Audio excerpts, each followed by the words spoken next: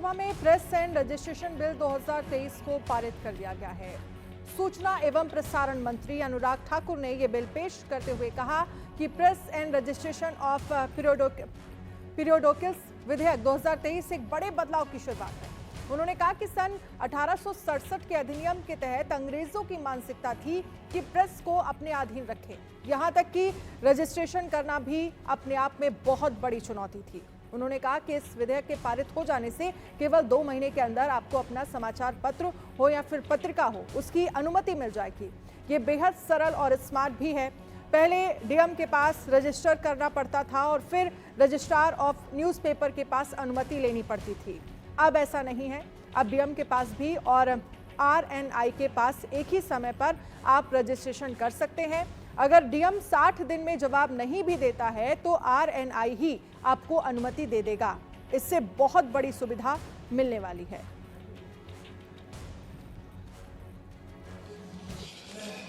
आदरणीय अध्यक्ष जी, मैं सबसे पहले तो माननीय सांसद महोदय को ये कहना चाहता हूँ कि भारत के हर नागरिक की सुरक्षा की न केवल चिंता करना बट उसके लिए प्रयासरत रहना, ये सरकार का हर संभव हम प्रयास करते हैं।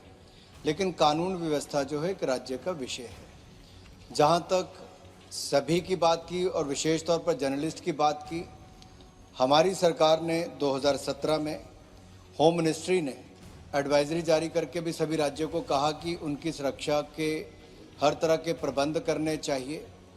और सर, जो प्रेस काउंसिल ऑफ इंडिया है, एक ऑटोनोमस संस्था है, वो भी सो मोटो ऐसे प्रेस एक्ट के अंतर्गत अपने आप केस लेते अगर कहीं पर किसी पत्रकार के प्रति हिंसा की जाती है। सर, मूल प्रश्न जहां पर उठाया गया था वो पश्चिम बंगाल की एक माननीय सांसद ने उठाया था और मुझे सर ये कहते हुए थोड़ी सी झिझक भी हो रही थी कि मैं किसी राज्य का नाम लेकर नहीं कहना चाहता था, लेकिन इतनी It's a welcome day in the history of the Indian newspaper industry when the Press and Periodical Act 2023 has been passed by the Parliament. It was earlier passed by the Rajya Sabha.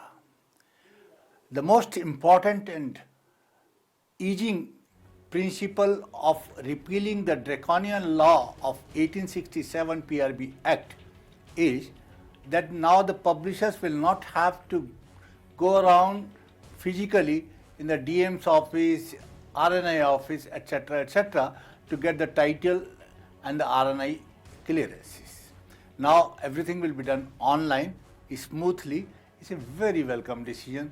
The press, etc. declaration, there are 8 such laws which have been brought in, which will facilitate bringing out of newspaper, particularly by the smaller and the medium ones who never had the resources to go to the multiple DM's offices, etc.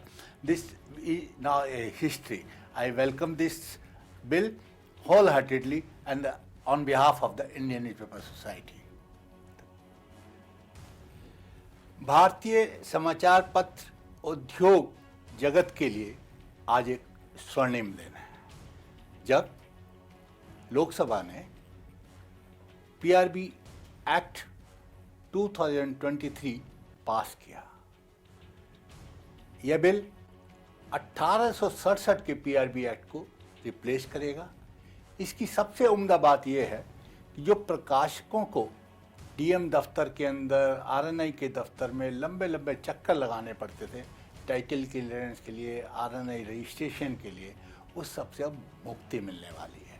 अब सब कुछ online होगा, समयबद्ध होगा, जिससे खास करके छोटे और मंझोले अखबारों को, जिनके पास सोर्सेज रिसोर्सेज नहीं होते थे कि वो जाकर ये जगह जगह पर अपने काम कराएं, अपना समय व्यर्थ करें, उनके लिए बहुत ही सुविधाजनक होने वाला है।